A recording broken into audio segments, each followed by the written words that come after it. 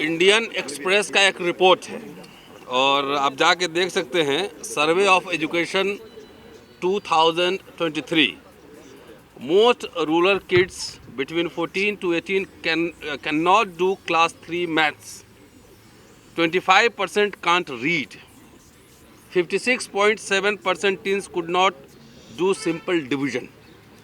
ये सर्वे है, ये पूरे सरकारी सर्वे ऑफ एजुकेशन 2023।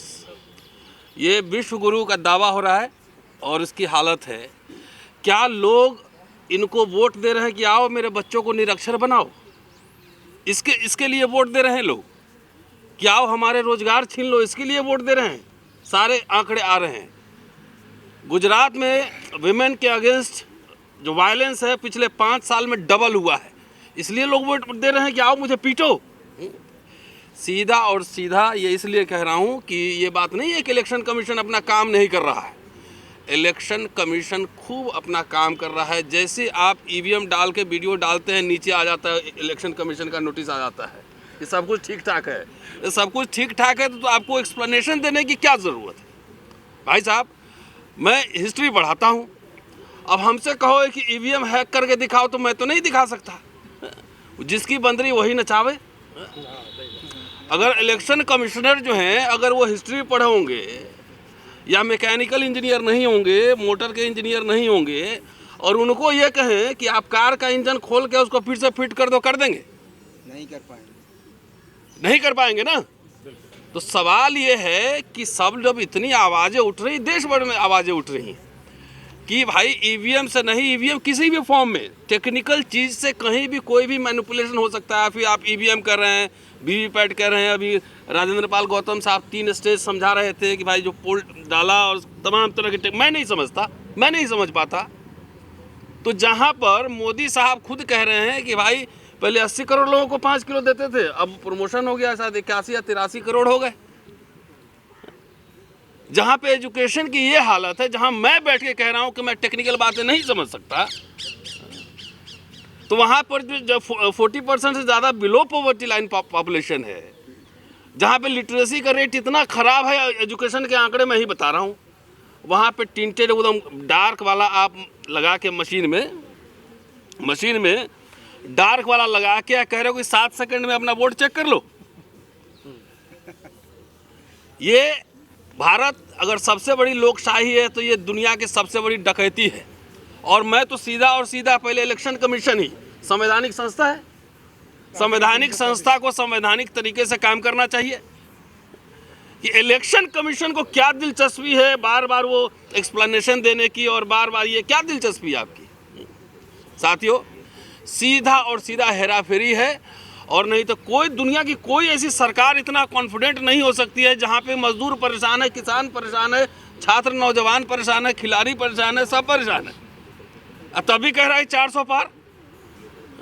तो इलेक्शन कमीशन की एक मर्यादा होती। जब टीएन सेशन थे तो उस समय लगा कि इलेक्शन कमीशन कोई संस्था है, लेकिन आज तो ये लग रहा है कि सरकार के बिहाफ पे इलेक्शन कमीशन खुद ही काम कर रहा है। इलेक्शन कमीशन को ही चुनाव लड़ना है, ऐसा लग रहा है। साथियों, किसी भी कीमत पर, और देश में जितने बहुत सारे जगह से फ़ोन हमें सब लोगों को आ रहे हैं, एक एक्शन प्रोग्राम आपका इन्होंने बता ही दिया है कि जितने सारे लोग इसमें आना चाहते हैं इस मोर्चे से जुड़ें।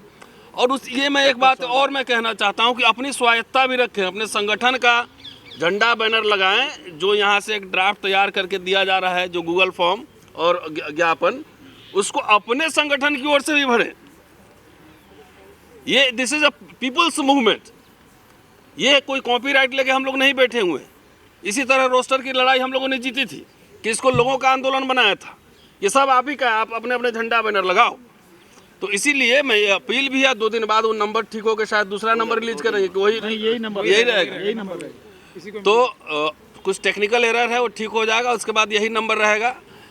कि साथियों, इसलिए हर कीमत पर भाई सिंपल आप 3-4 स्टेज बता रहे हो, सिंपल मुझे पन्ना दो, मुझे उसमें दिख जाए कि कहाँ साइकिल है, कहाँ हाथी है, कहाँ हाथ है, मुहर मारेंगे, डब्बे में डालेंगे। इतनी सिंपल प्रक्रिया को आप इतना कॉम्प्लिकेट कर रहे हो। अब तो आपका कोई भी आर्गूमेंट यहाँ पे चलेगा नहीं। क्या होगी? इफिशियंसी।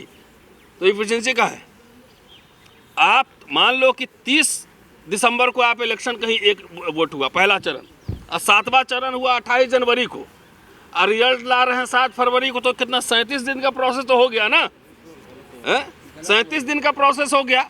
तो 37 दिन में आपका टाइम कहाँ बच रहा है? पहले तो हम लोग बचपन में देखते थे बैलेट पेपर से होता था, और पूरे स्कूल के कैंपस में ग्राउंड में टेंट लगता था, और 2 दिन में पूरी काउंटिंग हो जाती थी, 2 दिन में हो जाती थी।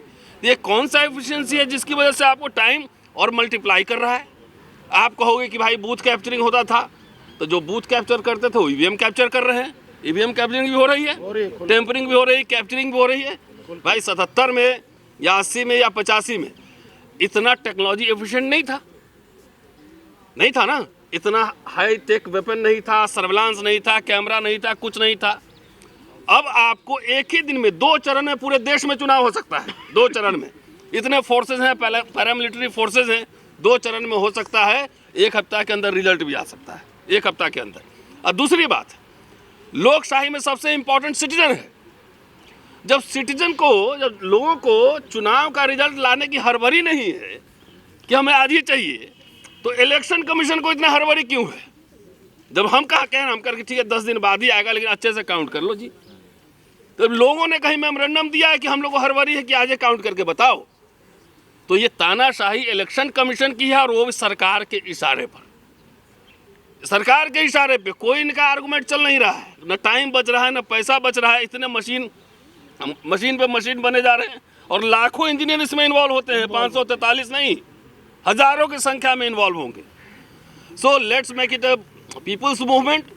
ईवीएम का विरोध हर मोर्चे पर होगा। अभी कार्यक्रम सब लगा है। इसके अलावा पॉलिटिकल पार्टी से भी हम लोग अनुरोध कर रहे हैं कि वो अपने मैनिफेस्टो में डालें और चुनावी मुद्दा इसको बनाएं।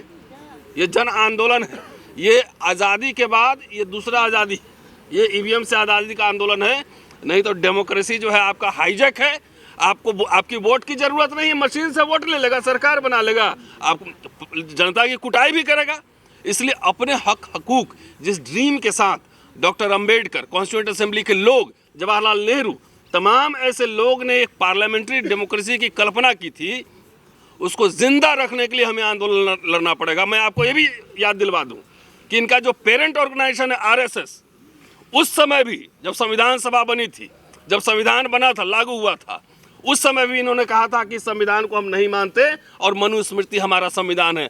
वही लोग आज हुकूमत में हैं, वही लोग हुकूमत में हैं। पेगासस कहाँ गया? तो इसलिए दुनिया में जब सारी संस्थाएं तानाशाह हो जाए, पंगु हो जाए, तो बाबा साहब ने कॉन्स्टिट्यूशन का जो है ना शुरुआत जो है ना अल्लाह अकबर से, जय श्री राम से नहीं किया था। We the people of India, हम भारत के लोग। तो समझिए कि आपकी हकमारी हो रही है, आपके सारे राइट्स जा रहे हैं, तो हम भारत के लोग आओ संवैधानिक तरीके से सड़क पे लड़ेंगे, सड़क पे आंदोलन करेंगे। शुक्रिया, थैंक यू।